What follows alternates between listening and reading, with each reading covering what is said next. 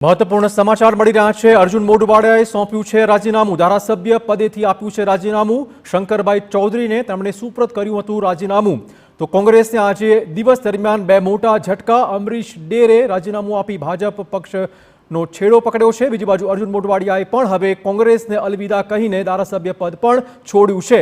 તો કોંગ્રેસને લોકસભા ઇલેક્શન પહેલા બે મોટા ઝટકા। ખાસ તો રાહુલ ગાંધી જ્યારે ગુજરાત આવી રહ્યા છે તે પહેલા આ પ્રકારના ઝટકા એ કોંગ્રેસ માટે મરણતોડ સાબિત થઈ શકે તે પ્રકારના છે। અર્જુન મોઢવાડિયાએ આપ્યું છે રાજીનામું। ધારાસભ્ય પદ તેમણે છોડ્યું છે। આ સાથે જ તેમણે કોંગ્રેસને કહ્યા છે રામ રામ। આજે સવારથી ઝટકડો હતી તે અત્યારે અંજામ સુધી પહોંચી છે। અર્જુન મોઢવાડિયાએ રાજીનામું આપી દીધું છે। અજયભાઈ, જે રીતે અર્જુનભાઈએ કોંગ્રેસ પક્ષ છોડ્યો છે, ધારાસભ્ય પદ પણ છોડ્યું છે, કેટલો મોટો ઝટકો? ખાસ ઓબીસી વોટ બેંક તમે જુઓ, આજે અમરીશ ડેર હોય કે અર્જુન મોઢવાડિયા હોય, ઓબીસી વોટ બેંક માટે મોટો ઝટકો। તમે જુઓ, ભારતીય જનતા પાર્ટીએ લોકસભાની 4 બેઠકો જાહેર નથી કરી। કઈ 4 નથી કરી સૌરાષ્ટ્રમાં? દાખલા તરીકે સુરેન્દ્રનગર, ભાવનગર, જૂનાગઢ અને અમરેલી।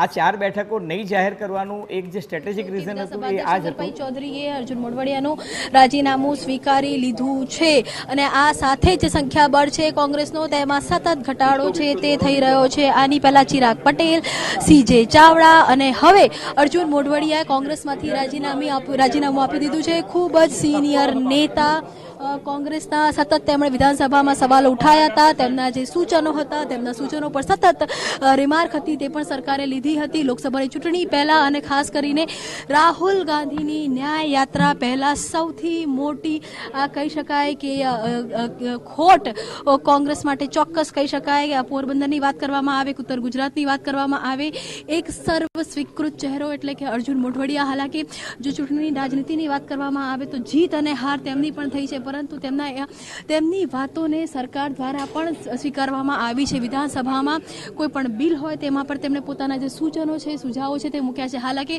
ભાજપ સામે હંમેશા તેમના કડક વલણ જ રહ્યા છે। પ્રધાનમંત્રી નરેન્દ્ર મોદી ગુજરાતના તત્કાલ મુખ્યપ્રધાન હતા ત્યારથી જે ભાજપની રીતિનીતિ સામે તેમણે સવાલ હતા તે ઊભા કર્યા હતા, પરંતુ જ્યારે અયોધ્યા મંદિરની વાત આવી અને જ્યારે રામ લલાનો વિરોધ કોંગ્રેસે કર્યો ત્યારે પહેલી વખતે તેમણે પોતાની પાર્ટી સામે પણ એક પ્રકારનો જે બંધ હતો તે પુકાર્યો હતો, નારાજગી હતી તે વ્યક્ત કરી હતી અને કોંગ્રેસની વિચારધારાથી પોતે સહમત નથી તે પ્રકારની વાત હતી તે કરી હતી।